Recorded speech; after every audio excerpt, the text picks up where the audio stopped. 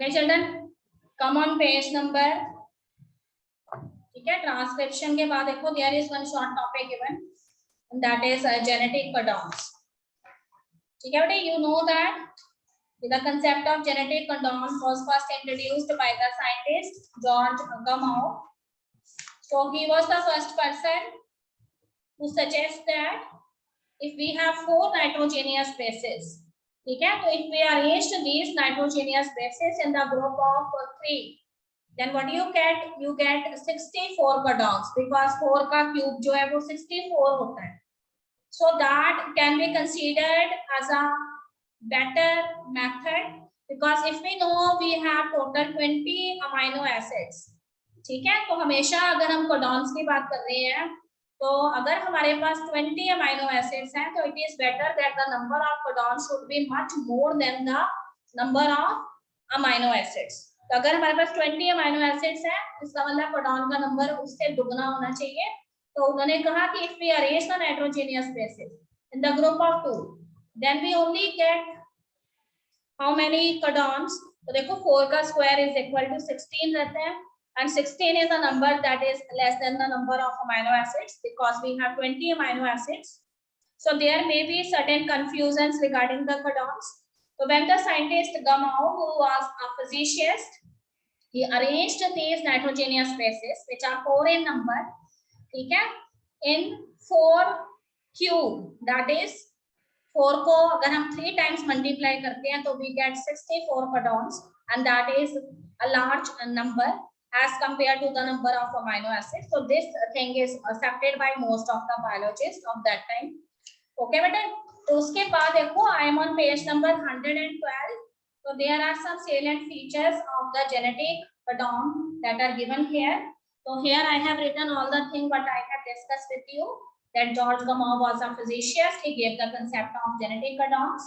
According to him, since there are only 4 nitrogenous bases, and if they have to be coded for 20 amino acids, this means the code should be made up of, ठीक है, such a combination of bases where we get the number of codons more as compared to the number of amino acids. अगर 20 amino acids हैं, ठीक है, तो हम उसको क्या करेंगे, 20 अमाइनो एसिड स्ट्रैंड को कोड करने के लिए हमारे पास 20 से ज्यादा कोडॉन्स होने चाहिए. तो अगर हम 4 का क्यूब लेते हैं तो हमारे पास 64 कोडॉन्स आ जाती हैं, और ये नंबर जो है वो अमाइनो एसिड्स के नंबर से काफी ज्यादा है. ओके बेटे, तो on the basis of such observations Gamow has given some of the salient features of this genetic code. So what are these salient features? ठीक है बेटे, ये salient features क्या आपके वो मैं आपको बता रही हूँ कि codon is a triplet. According to Gamow ने ये कहा कि कोडॉन जो है वो एक ट्रिपलेट है.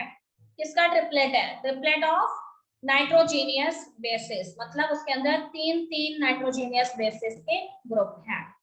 तो हमारे पास टोटल कोडॉन्स जो है वो 64 है, but out of these 64 codons, ठीक है बेटे, 61 codons they code for amino acids. सारे के सारे 64 कोडॉन्स अमाइनो एसिड के लिए कोड नहीं करते हैं, सिर्फ 61 कोडॉन्स जो है वो अमाइनो एसिड्स के लिए कोड करते हैं. ओके बेटे, तो out of all of these codons 3 codons which do not code for any amino acids, ठीक है, 3 ऐसे कोडॉन हैं जो किसी भी अमाइनो एसिड के लिए कोड नहीं करते, hence they are known as the stop codons.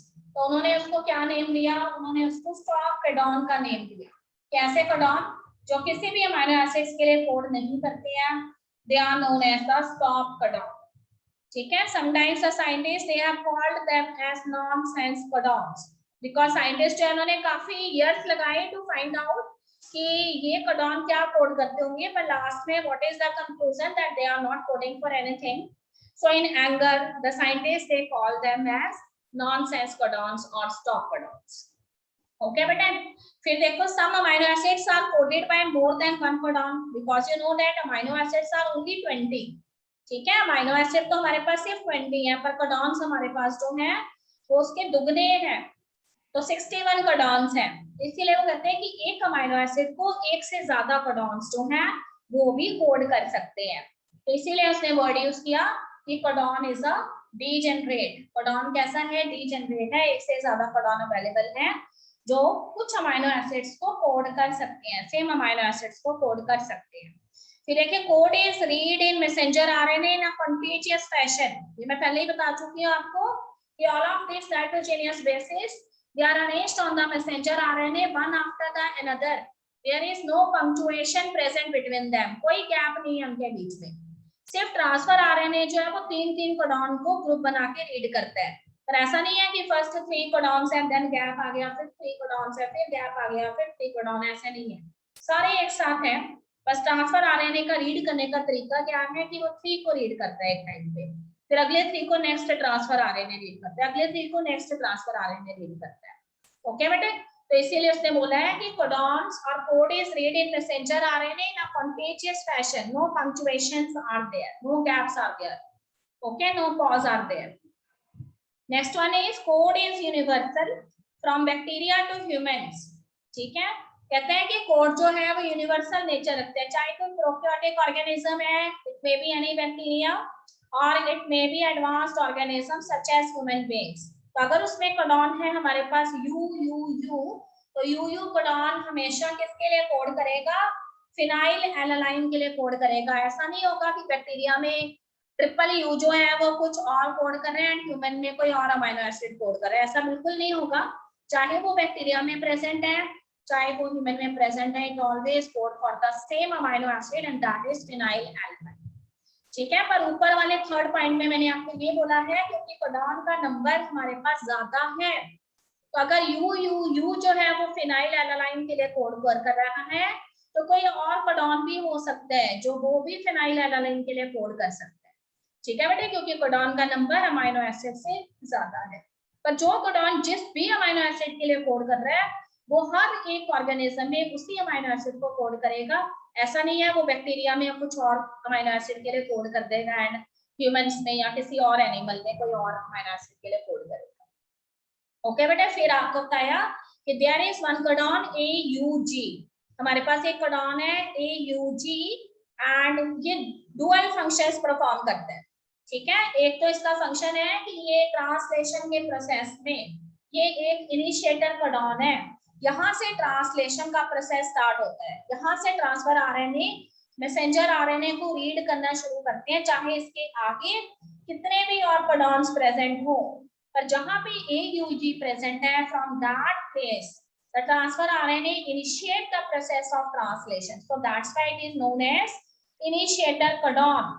And दूसरी उसका जो मेथड है वो ये है कि हर एक कोडॉन की तरह ये सिर्फ ट्रांसलेशन के प्रोसेस को इनिशिएट ही नहीं करता, it also code for a amino acid and that amino acid is methionine. तो दो काम करता है, एक तो इनिशिएटर कोडॉन भी है एंड दूसरी तरफ मिथ्योनाइन अमीनो एसिड को कोड भी करता है। ओके बेटे, अब आपको नॉनसेंस कोडॉन्स के बारे में बता रहे हैं, तो कुछ भी नहीं कोड करते पर फिर भी पढ़े हुए हैं बीच में। ठीक है, these codons are UAA, UAG and UGA। तो अच्छे से इसको याद कर लेंगे तीनों कोडॉन्स को, तीनों ही कोडॉन्स कुछ भी कोड नहीं करते हैं, तो इसीलिए इनको स्टॉप कोडॉन्स, टर्मिनेटर कोडॉन्स या फिर इनको नॉनसेंस कोडॉन्स बोला गया। ओके चिल्ड्रन, तो this is all about the salient features of the genetic code। Now I have already explained you transfer RNA, so what I have discussed with you that it is not an acceptable thing that how from a nucleic acid a protein is a form। ठीक है, किसी nucleic acid से protein कैसे बन सकते हैं, ये बिल्कुल भी हजम नहीं होती है बात, तो इसीलिए वो कहते हैं कि there was a scientist at that time who has also involved in a landmark discovery of his time, that is double helical model of DNA, and this legend was Francis Crick, and Francis Crick was the person जिन्होंने ये बताया कि भाई nucleic acid और proteins जो nucleic acid से बनते हैं उनके बीच की एक कड़ी है जो एक न्यूक्लिक एसिड को प्रोटीन के साथ जोड़ती है, and that interlinking molecule is actually nothing but it is only the transfer RNA। So here he has given a special name to the transfer RNA, that transfer RNA is a adapter molecule। ठीक है, it adapt itself according to the demand of the situation। तो यहाँ पे situation की demand ये है कि भाई डीएनए से मैसेंजर आरएनए तो बन गया, अब मैसेंजर आरएनए से प्रोटीन बनने हैं, तो डीएनए से मैसेंजर आरएनए बनना बहुत ही इजीली एक्सेप्ट हो सकता है क्योंकि दोनों ही न्यूक्लिक एसिड है। पर मैसेंजर आरएनए जो एक न्यूक्लिक एसिड है, हाउ इट गिव, ठीक है, प्रोटीन्स, वो प्रोटीन्स कैसे दे सकती है, क्योंकि प्रोटीन्स जो है वो तो एक अलग मैक्रोमोलेक्यूल्स होते हैं। तो scientist Francis Crick told us that transfer RNA is playing a significant role in the process of translation, and he postulated the presence of an adapter molecule. ठीक है, he used the term adapter molecule for transfer RNA itself.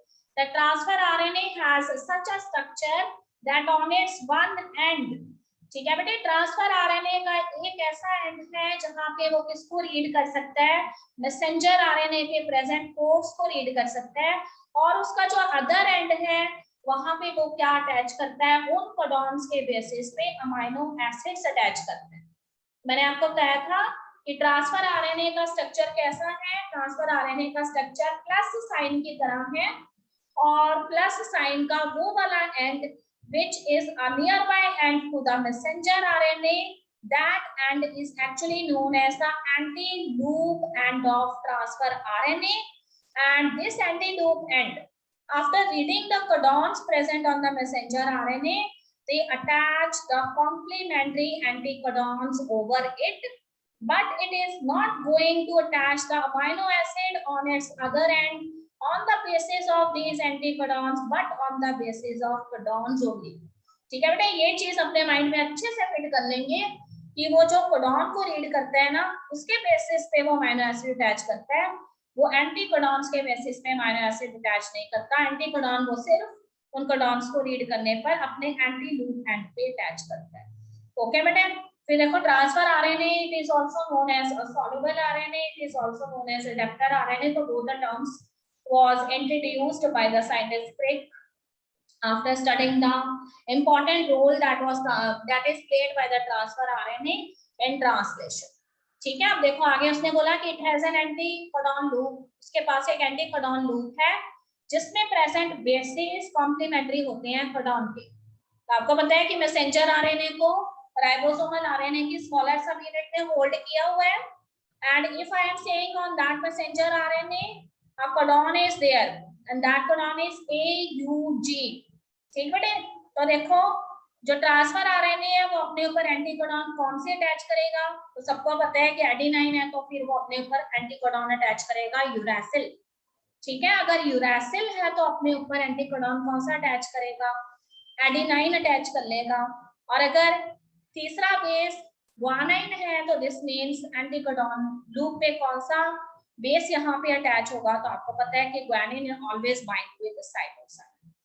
ठीक है बेटे, तो इस तरह से U A और सी उसके पास आ जाएगा। तो ये तो हो गए एंटीकोडॉन पर अमीनो एसिड उसने किसके बेस पे अटैच करनी है, तो amino acid it attaches on the basis of AUG only, and you know that कि अगर AUG जो है वो हमारे पास कोडॉन है तो अटैच होने वाली अमीनो एसिड कौन सी होगी, मिथ्योनाइन होगी। ओके बेटे, तो फर्स्ट एंड जो है उसका वो एंटी लूप कोडॉन बोलते हैं, उसको एंटी कोडॉन लूप बोलते हैं। सेकंड एंड जो है उसको अमीनो एसिड एक्सेप्टर एंड या अमीनो एसिड बाइंडिंग एंड बोलते हैं, और वहां पे वो उस कोडॉन के बेसिस पे अमीनो एसिड को बाइंड करते हैं। और एक चीज याद रखिए कि for every amino acid there is a specific transfer RNA. ठीक है बेटे, एक ही ट्रांसफर आरएनए पूरा ट्रांसलेशन का प्रोसेस कंप्लीट नहीं करने वाला, यहाँ पर कई सारे ट्रांसफर आरएनएस हैं और हर एक transfer RNA specific amino acid जो है उसको अटैच करवाता है। ओके, पर फर्स्ट ट्रांसफर आरएनए जो सबसे पहले आता है एंड वो सर्च करता है किसके लिए, इनिशिएटर कोडॉन AUG के लिए, उस ट्रांसफर आरएनए को यहाँ पे स्पेशल नेम दिया गया है, it is known as initiator transfer RNA. Okay बेटे, फिर देखो आगे लिखा है for initiation there is another specific transfer RNA that is known as initiator transfer RNA, and you know the function of this initiated transfer RNA. This initiated transfer RNA actually inspect the messenger RNA present in the smaller subunit of ribosomal site, and where as soon as it find the AUG codon, it start the process of translation from there, no matters how many codons are before this AUG codon. ठीक है बेटा, imagine करो कि एक बड़ी सारी हमारे पास stand है मैसेंजर आरएनए की, और सेंटर में कहीं जाके उसमें AUG प्रेजेंट है, और उससे आगे भी तो बहुत सारे कोडॉन प्रेजेंट है ना। पर जब ट्रांसफर आरएनए इनिशिएटर वाला आएगा तो वो उसके ऊपर से वॉक करेगा और उसको सेंटर में मिलेगा AUG, तो वहां से वो ट्रांसलेशन शुरू करेगा, इस साइड वाले कोडॉन्स को भी छोड़ देगा, और मान लो वो ट्रांसलेशन करता हुआ जा रहा है, प्रोटीन बनाता हुआ जा रहा है, और लास्ट में उसको स्टॉप कोडॉन मिल जाता है। स्टॉप कोडॉन कुछ भी हो सकता है, इसमें भी UAG, इसमें भी UG है ना। तो ऐसे ही उसको स्टॉप कोडॉन मिलता है, वो वहां पे ट्रांसलेशन को स्टॉप कर देगा। हो सकता है कि स्टॉप कोडॉन के बाद और कोडॉन्स प्रेजेंट होते, और इनिशिएटर कोडॉन से पहले भी कुछ कोडॉन्स प्रेजेंट होते, तो those codons which are present before the initiator codon and after the stop codons, ठीक है, whose translation has not done by the transfer RNA, जिसकी ट्रांसलेशन ट्रांसफर आरएनए ने नहीं की है। ओके बेटे, तो इनको हम कहते हैं अनट्रांसलेटर ट्रांसलेटिंग रीजंस या फिर यूटीआरस। ओके, अंडरलाइन कर लेंगे पेज नंबर 115 पे, फिगर नंबर 6.13 के नीचे डार्क लेटर्स में लिखा हुआ है अनट्रांसलेटेड रीजंस। ठीक है, those codons which are present before the initiator codon and after the stop codons whose translation has not done by transfer RNAs, they are known as UTRs, untranslated regions. Okay children, आगे बढ़ते हैं। देखो एक point और miss हो गया था, there are no transfer RNA for stop codon, क्योंकि stop codon पे कुछ कोड ही नहीं करते, इसलिए इनके लिए कोई ट्रांसफर RNAs भी नहीं होते। ठीक है, तो this diagram is very much visible to you. आप इस डायग्राम को ध्यान से समझेंगे। These are the two structural units. Okay, तो ये स्ट्रक्चरल यूनिट्स किसकी हैं? राइबोसोम की हैं, because you have studied in your previous classes so many times that ribosomes are known as the protein factory of the cell. ठीक है, अब तक तो आप इसको लर्न करते आ रहे थे, अब आप जानेंगे कि वाकई वो प्रोटीन फैक्ट्री है तो कैसे हैं। तो देखो बेटे, राइबोसोम जो है इट हैज टू सब यूनिट्स, द स्मॉलर सब यूनिट एंड द लार्जर सब यूनिट। ओके बेटे, तो स्मॉलर सब यूनिट जो है उसका एक ही फंक्शन है, it hold the messenger RNA. तो देखो यहाँ पे इसने मैसेंजर आरएनए को होल्ड करके रखा हुआ है। ठीक है, पोलैरिटी चेक करिए, तो देखो मैसेंजर आरएनए डीएनए के फर्स्ट एंड से बना था, तो उसकी पोलैरिटी जो थी वो 3' to 5' डायरेक्शन में थी, पैरेंटल स्टैंड की। इसका मतलब बनने वाले मैसेंजर स्टैंड की पोलैरिटी जो है वो 5' to 3' डायरेक्शन में है।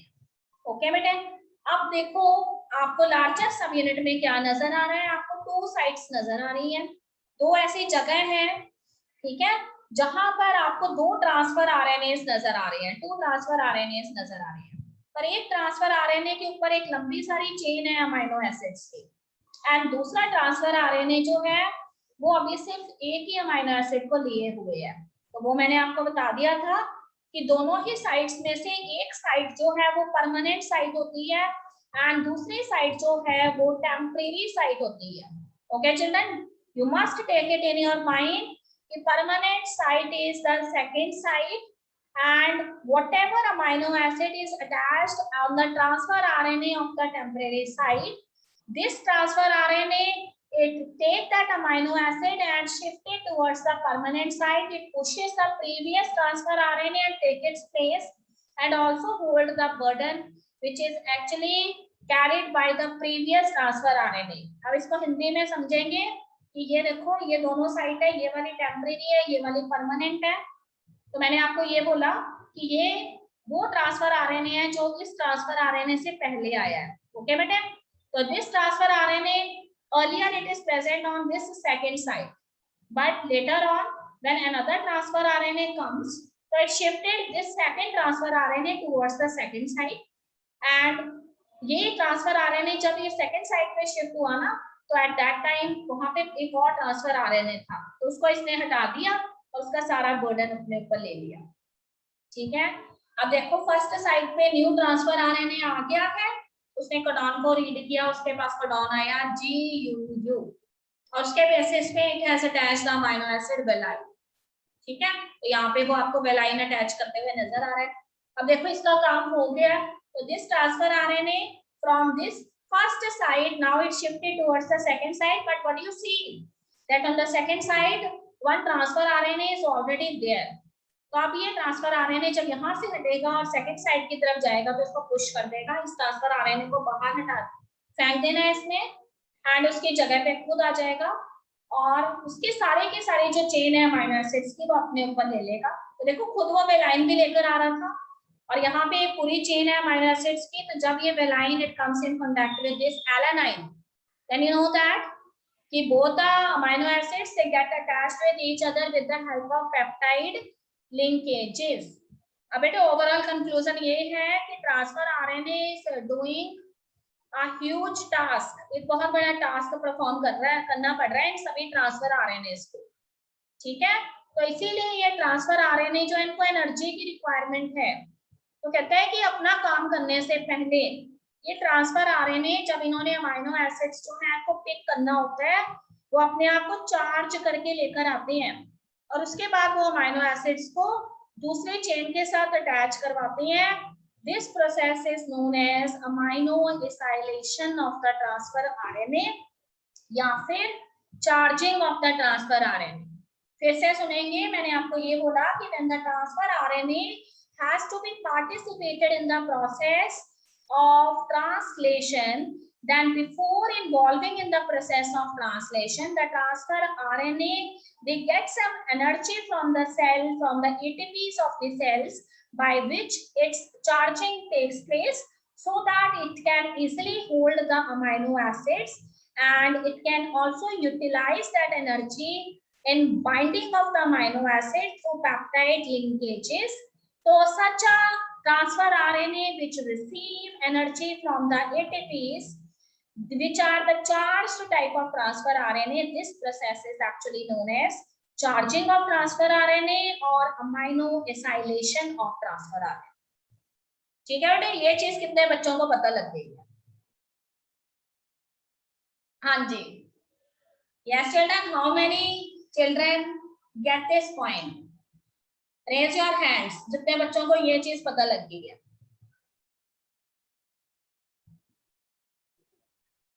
यस बेटे, डरना नहीं है, रेज योर हैंड, ईमानदारी से हाथ रेज करेंगे, नहीं पता लगा तो नहीं करेंगे, ठीक है। मैंने बेटे आपको ये बताया है कि राइबोसोम की 2 सब यूनिट्स हैं। Very good very good. Ribosomes की 2 सब यूनिट है। स्मॉलर सब यूनिट सिर्फ मैसेंजर आरएनए को होल्ड करती है, लार्जर सब यूनिट जो है वो कई सारे काम कर रही है। देखो लार्जर सब यूनिट में आपको 2 साइड्स नजर आ रही हैं। जो साइड जो है राइट हैंड साइड की तरफ है, ये वाली जिसपे सिर्फ एक ही अमीनो एसिड प्रेजेंट है, वो वाली साइड टेम्परेरी है, ठीक बेटे, और ये वाली साइड परमानेंट है। यहाँ से transfer RNA, new transfer RNA आता है, कोडॉन को रीड करता है, अमीनो एसिड पिक करता है, पर ये अमीनो एसिड ये तब दूसरी चेन के साथ अटैच होती है जब ये ट्रांसफर आरएनए प्रीवियस वन को हटाकर उसकी जगह पे आ जाता है और इस चेन को भी होल्ड करते हैं और अपनी अमीनो एसिड को भी उसके साथ अटैच करवाता है। But for this the transfer RNA it requires large amount of energy, इसके लिए उसे लार्ज अमाउंट ऑफ एनर्जी की जरूरत है and that energy this transfer RNA receive from the ATPs which are energy currency of the cell. And as soon as they receive the energy, they become charged transfer RNA and they are able to develop peptide linkages between the corresponding amino acids. So this process is known as amino acylation of the transfer RNA. Okay बेटे, तो ये सारा कुछ यहाँ पे लिखा हुआ है बुक में, कुछ भी घबराने की जरूरत नहीं है हमें। अब देखिए यहाँ पे मैंने आपको बता दिया कि दिस ट्रांसफर RNA comes, ठीक है, but before this I have already explained you कि when the process initiate, then first time the transfer RNA which walks over the messenger RNA, it is actually the initiator transfer RNA, ठीक है बेटे। ये कौन सा transfer RNA था? Initiator transfer RNA था, और इसने जब मैसेंजर RNA के ऊपर इंस्पेक्ट किया तो उसको क्या मिले? AUG मिले, और वहां से this transfer RNA start the process of translation.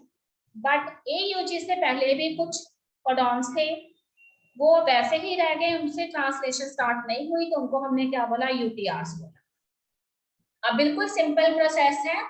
अब देखो फर्स्ट ट्रांसफर आरएनए आया है, उसने स्टार्ट कर दी, उसके बाद then second transfer RNA comes, it also read the codon, it attach the corresponding amino acid, it shift from first place to second place, remove the second transfer RNA, take its place, hold the entire chain of the amino acid, and also bind its own amino acid with that chain. So in this way, the chain of the amino acid, it goes on extending. Okay, bete? So when there is an appropriate amount of amino acids, they get attached and the chain it becomes a longer one.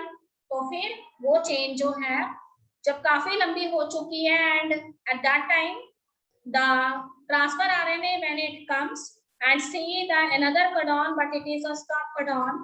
So you know that कि stop codon के आते ही translation का process जो है वो रुक जाता है because stop codon कुछ भी कोड नहीं करते हैं.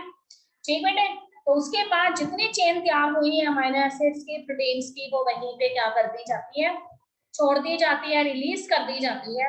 सो इस तरह से वो प्रोटीन जो है उतनी अमीनो एसिड चेन वाला डेवलप हो जाता है.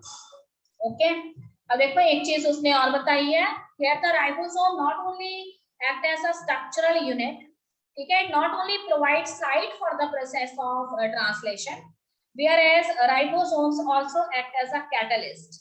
ठीक है, इस रिएक्शन को फास्ट करने के लिए राइबोसोम जो है वो कैटलिस्ट की तरह भी बिहेव करते हैं. And here they have special type of enzymes which are known as ribozymes. ठीक है, तो ये राइबोजाइम्स जो हैं वो बायो कैटलिस्ट की तरह बिहेव करते हैं. They enhance the process of translation. तो इसीलिए राइबोसोम एक कैटलिस्ट भी है, एक अडेप्टर भी है, एक स्ट्रक्चरल यूनिट भी है. ओके बेटा, उसके बाद देखो आपको बताया है कि before the 5' and after the 3' and. ठीक है, and before the initiator codon and after the stop codon, so many regions are present which are not actually translated during the process of translation. Okay, so these regions which have not been translated, they are known as the UTRs, on untranslated regions.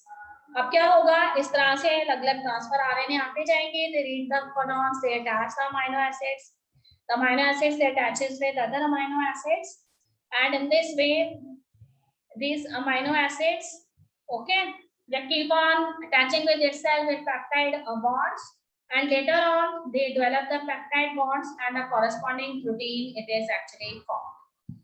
Okay children, is there any problem in this topic? Last में बेटा stop codon मिल जाने हैं. Stop codon जैसे मिलेंगे translation stop हो जाएगा and हमारे पास protein तैयार हो जाएगा.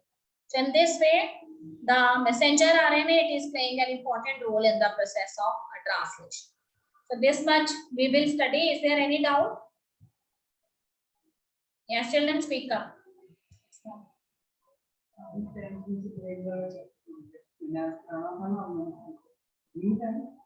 वो बताते हैं मैं तो आज केमिस्ट्री में मेरा रहता है फिर आपको एक चैप्टर और है वही बायो का माना हो गया लाइफ प्रोसेस के रखा हुआ है. आपका हो गया 10th का चैप्टर? नहीं 10th का पीरियड हो गया. 4th grade. हां 4th grade नहीं.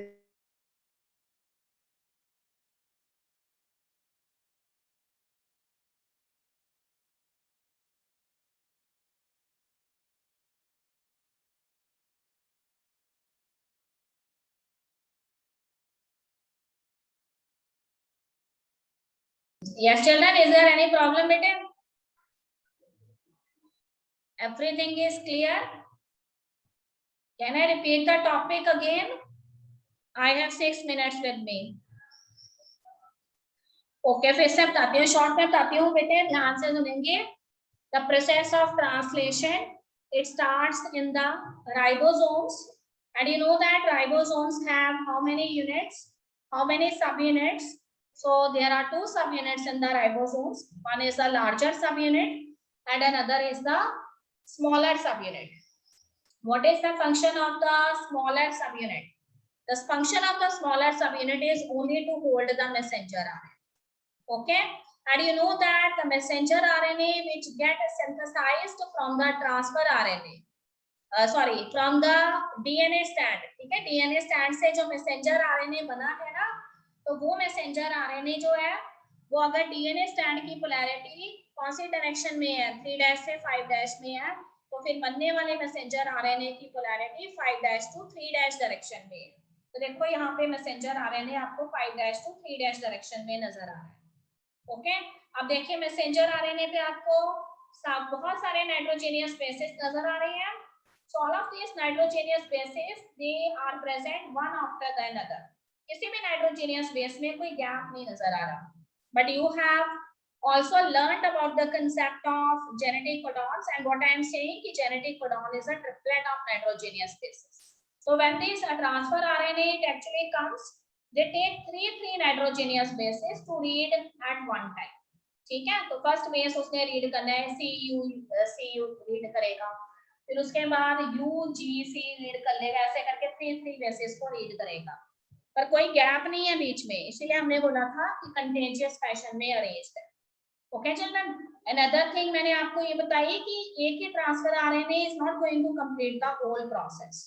ठीक है, for coding of every amino acid there is a specific transfer RNA. हर एक अमीनो एसिड के लिए क्या है, एक स्पेसिफिक ट्रांसफर आरएनए है। ठीक बेटे, तो इसी बेसिस पे लार्जर सब यूनिट में क्या हो रहा है, 2 sites are present.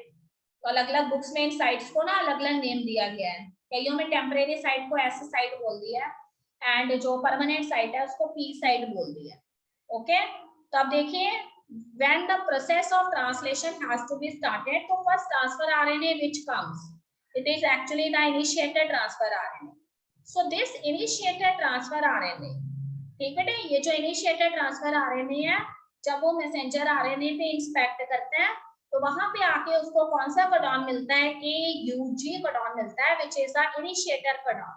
So as soon as that transfer RNA finds the AUG codon, it starts the translation process at that very point. ठीक है, not from that point which is before the AUG codon. Okay, तो अगर उससे आगे भी कोई codons पड़े हैं तो कोई फर्क नहीं पड़ता, they are not going to read that codon, they only start the process where the AUG codon is located.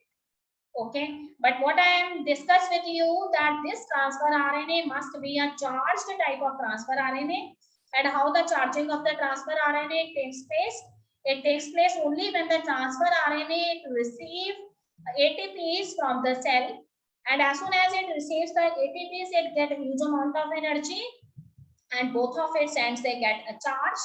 Okay, and you know that one of the end of the transfer RNA which is actually known as the anticodon loop, it has to be read the codon which is present on the messenger RNA, and the other end it binds the corresponding amino acid on the basis of this codon.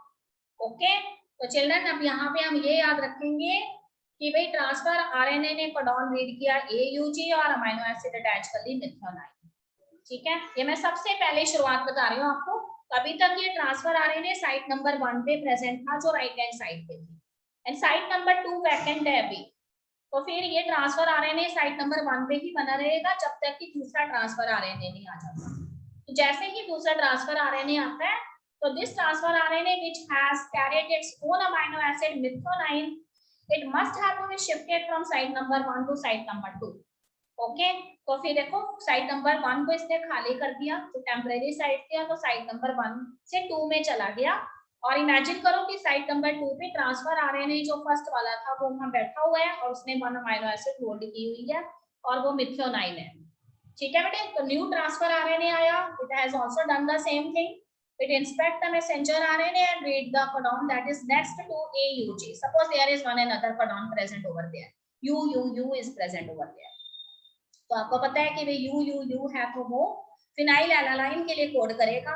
तो देखो second transfer RNA ने amino acid fold कर ली phenyl एलालाइन, अब वो वहीं रहेगा जब तक कि थर्ड ट्रांसफर आरएनए नहीं आ जाता। जैसे ही थर्ड ट्रांसफर आरएनए आ गया है तो ये सेकंड वाला जो है उसको फर्स्ट वाले की जगह पे जाना पड़ेगा, इसका मतलब फर्स्ट वाले को वहां से लीव करना पड़ेगा। तो second transfer RNA it shifted from site 1 to site 2 where actually the first transfer RNA is there, it pushes the first transfer RNA and take its place and also hold the amino acid of the first transfer RNA also. Okay, तो उसका वाले amino acid मिथायोनाइन थी, इसकी अपनी कौन सी थी, phenyl alanine थी।